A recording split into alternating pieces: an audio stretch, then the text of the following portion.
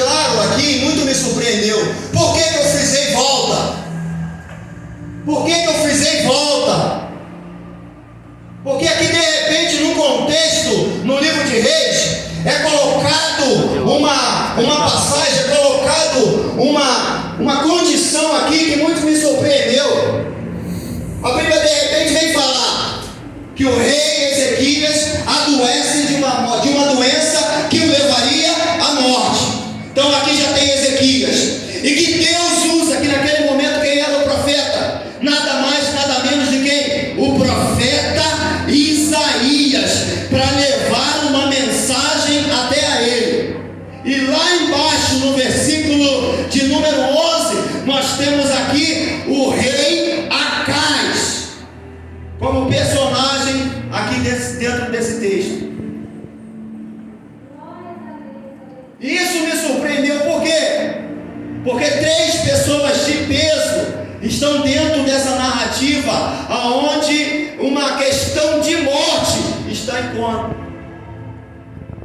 Então, brevemente para os irmãos entenderem, eu vou ser bem, era 25 ou 30 minutos mais ou menos essa introdução, mas eu vou encurtar ela para os irmãos compreenderem. Quem era Acais? Acais, a Bíblia vai dizer que foi um homem que fez tudo contrário à palavra de Deus, pai de Ezequias. E nesse contexto histórico, nasce e assume o trono com 25 anos de idade, no capítulo de número 18, o rei Ezequias. E surpreendentemente, presta atenção, redobre a sua atenção nessa hora. Surpreendentemente, na contramão dos reis que vinham, a Bíblia vai dizer que o rei Ezequias consente no seu coração em fazer tudo que era reto aos olhos do Senhor. Presta atenção, por que eu estou contextualizando, e esse pano de fundo é tão importante. Acais, ele foi tão mal quanto os preceitos do Senhor, que a Bíblia no capítulo 16 em diante vai dizer que ele chega a consagrar, ele seja sacrificar um filho seu a Moloque. Se tem uma coisa que o Senhor não determinou e que ele abominava, era sacrifício de humanos. E a Bíblia vai dizer que ele chegou até a sacrificar um filho dele. Ezequias começa a reinar, e a Bíblia vai dizer que ele derruba todos os altares de Baal, a Balins, a todos os deuses estranhos, os bosques consagrados ao Senhor, aos outros deuses, ele manda cortar, e ele restitui a verdadeira adoração ao Senhor. Quantos já estão entendendo nessa noite aonde o Espírito quer chegar nessa noite?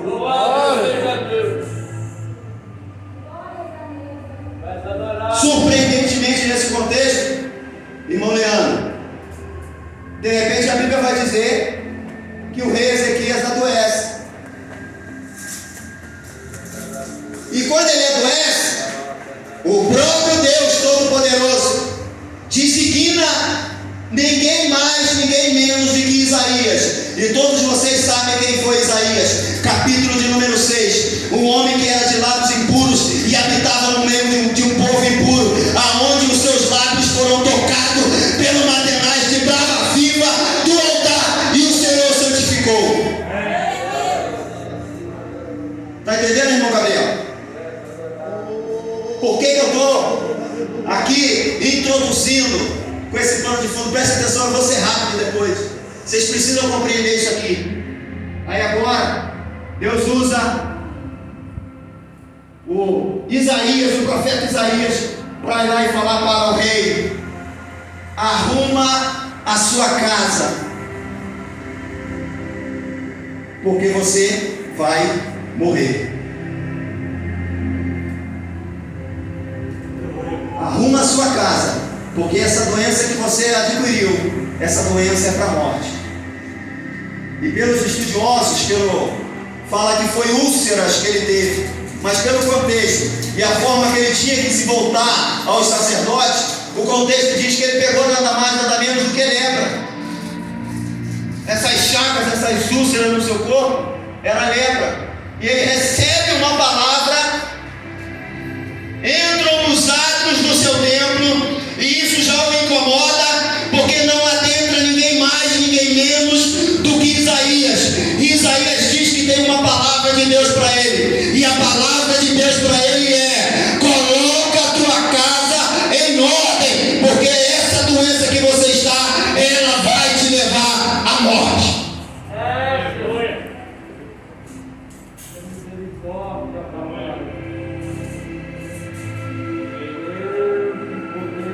Abre o olho assim, ó. Faz assim, ó. Abre o olho. Atente aqui para a palavra. Isso.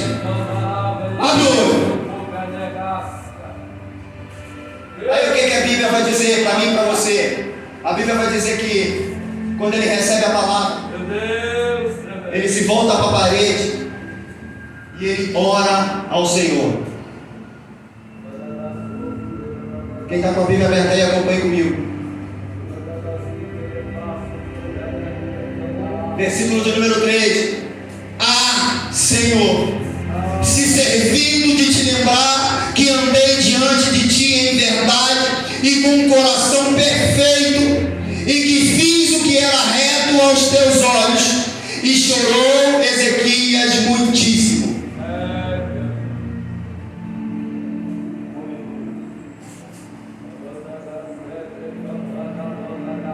Sucedeu, pois, que não havendo Isaías ainda saído do meio do pátio, veio a ele a palavra do Senhor dizendo: volta.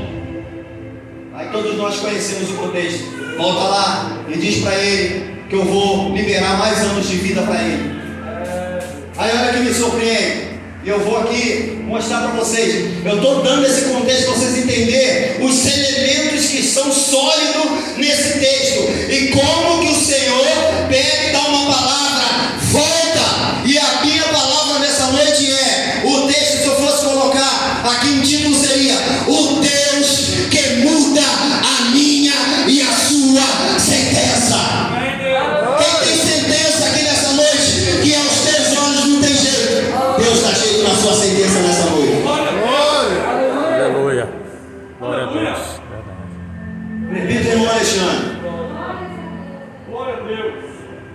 Aí vai acontecer uma narrativa. Ele recebe a palavra de que ele vai ser curado, ele vai receber mais 15 anos de vida. E ele chega para o profeta Isaías e fala assim: como que eu vou saber que daqui a 3 dias eu vou subir realmente ao templo?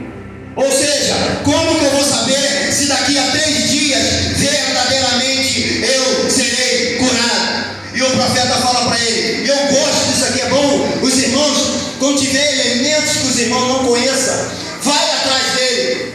E ele fala assim: sabe o relógio de Acais? Aí isso muito me impactou. Tiago, irmão Doni, o relógio de Acais. Quantos aqui conhecem o relógio de Acais? Aí eu vou te explicar. Sabe o seu relógio que você está aí, que é mecânico ou é eletrônico? Ele derivou do relógio de Acais. Porque o teu relógio e o meu relógio, ele trabalha com direcionamento de quem? Que conta os dias, que conta as horas, que conta os anos. Isso é forte. O relógio de Acais trabalha com direcionamento do sol. E o sol não muda. Quando o seu relógio atrasa, quando o seu relógio dá problema, é o que dá problema nele? É o sol. Ou ele está com um problema mecânico, quando ele é mecânico, ou se ele é eletrônico, é a bateria que acabou. Mas nunca vão dizer que o sol mudou o horário. E o relógio de Acais, para você entender, funcionava dessa maneira. É um posicionamento de uma peça que é meio como um transferidor, que tem 180 graus, e ele é posicionado de modo que ele controla as horas certinho, hora após hora. E ele é controlado somente pelo dia, porque é o sol. Quando dá 6 horas, no outro dia seguinte, ele está lá na mesma posição. 6 horas, 7, 8, 9, 10, 11, 12. No outro dia, 6, 7, 8, 9. E de repente, o profeta fala para ele: o que você quer que eu faça? Que vai acontecer através do Todo-Poderoso no relógio de Acais? Que ele adiante ou que ele atrase? Aí na sua Bíblia, versículo de número 11, 10 graus, aproximadamente 10 graus se refere a 40 minutos. 10 graus. Aí ele fala assim: não, 10 graus, meu Deus, 10 graus. Aí ele pensou: Deus, por isso que eu falo, continue, busque, continue tentando aprender cada vez mais de Deus. Aprenda mais de Deus, porque a Bíblia diz que quando você aprende mais de Deus, mais você vai compreender que é Ele quem cuida de mim, é Ele quem cuida de ti. Vou chegar lá. Pesquisa aí, Diácono Irmão Francisco, já sei que você está consultando. Aleluia. Louvado seja o nome do Senhor. Se tiver errado, me fala para a gente corrigir aqui ao vivo. Aí o que ele fala? Eu conheço um pouco de Deus. Presbítero irmão Antônio, eu conheço um pouco de Deus. Então eu vou fazer o seguinte: eu vou pedir. Olha o que ele fala aqui, está aí na sua Bíblia. Que sinal, versículo 8: que o Senhor me sarará, e que ao terceiro dia eu subirei à casa do Senhor. E disse Isaías: isto será por sinal da parte do Senhor, que o Senhor cumprirá a palavra que te disse. Adiantar-se-á a sombra 10 graus, ou voltará 10 graus atrás. Então disse Ezequias: é fácil que a sombra decline 10 graus. Não aconteça isso, mas que volte a sombra 10 graus. Glória. E aqui não é a palavra ainda não, mas Deus me demonstrou isso aqui para falar para você nessa noite. Se for preciso, Ele volta na eternidade 40 minutos só para te abençoar. Você precisa entender isso aqui nessa noite. Se for preciso, Ele volta 10 graus na eternidade só para te abençoar. Se você compreendeu essa palavra, dá glória a Deus mais alto. Aleluia, Jesus.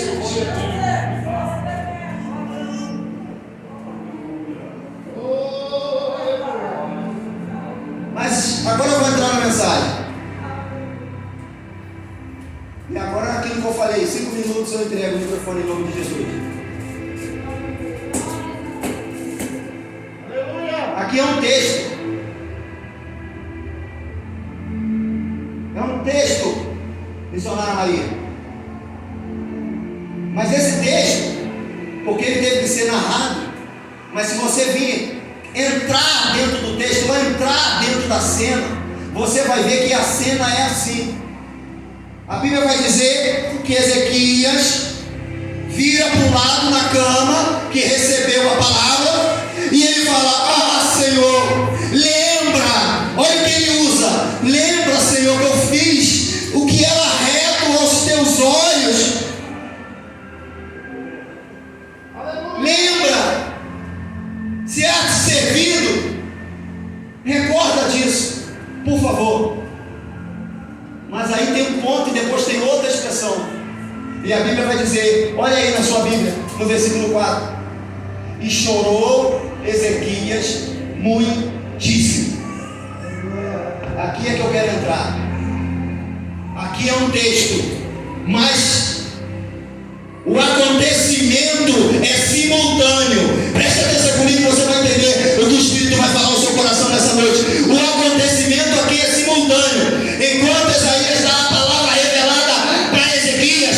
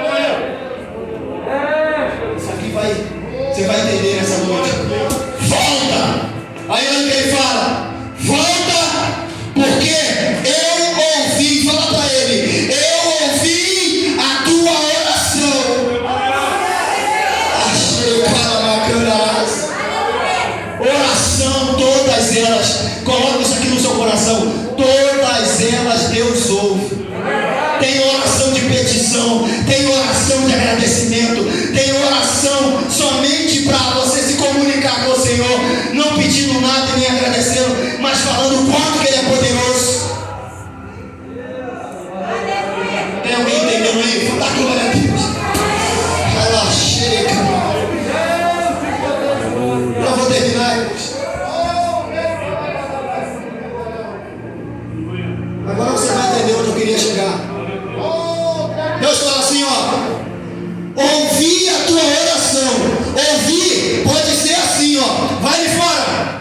Presbítero irmão Alexandre, vai lá fora. Vai lá fora, por favor. Sai aí na porta. Você está ouvindo o que eu estou pregando? Claro que está. Deus ouve. Mas a Bíblia vai dizer, ouvir a tua oração. Está aí no cenaminho da sua Bíblia. No versículo de número 5. Ouvir a tua oração.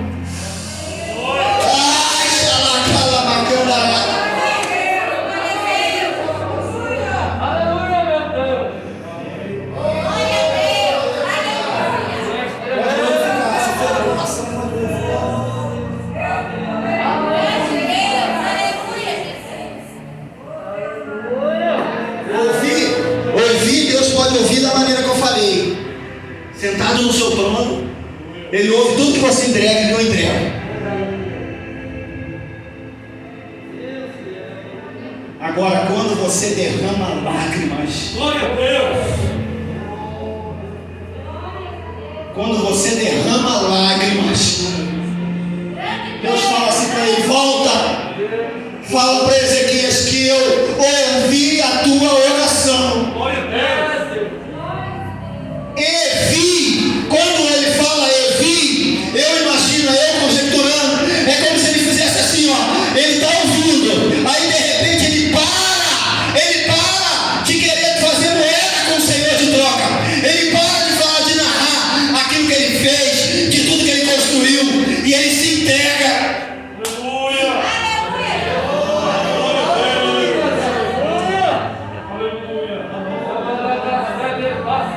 Já aconteceu com você, eu tenho certeza.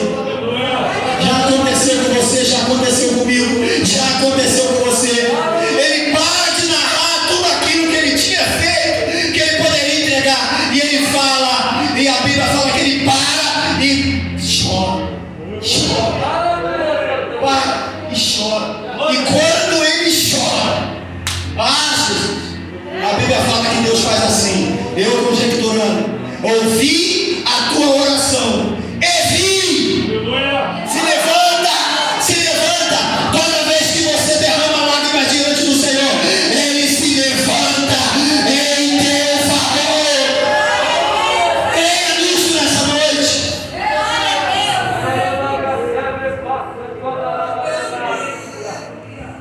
Não tem mais tempo, mas eu preciso que você entenda isso nessa noite. Fique de pé. Ouvi a tua oração, mas vi as tuas lágrimas. Choro e lágrimas impacta o coração de Deus em seu favor. Eu tenho plena convicção que já aconteceu com você. Talvez você quis contender do Senhor, eu já fiz isso, mas eu estou tão correto na tua casa, tudo tão certinho, e por que isso me sobreveio? Mas quando você para, reconhece a sua insignificância, porque por mais que você faça, eu e você não temos merecimento nenhum. Quando você reconhece a sua insignificância, e quando você se derrama, sabe o que é o choro? Aí eu fui, não tenho tempo, mas aí eu fui entender sobre choro. O Senhor me levou numa criança.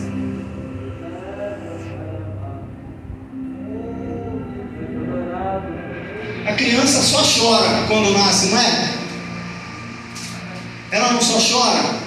Aí eu fiquei pensando, biologicamente, por que a criança chora? Por que tem que ser choro? Poderia ser qualquer outra coisa, a natureza biológica, para a gente fazer, reconhecer as nossas necessidades, porque é isso que a criança faz, sim ou não? Poderia ser eu ficar assim com a mão, não poderia? Ou poderia eu ficar assim com a cabeça? Mas não, é choro. Por que choro? E por que quando eu e você choramos, Deus se levanta ao meu seu favor? Porque quando você chora, você reconhece a soberania, poder e autoridade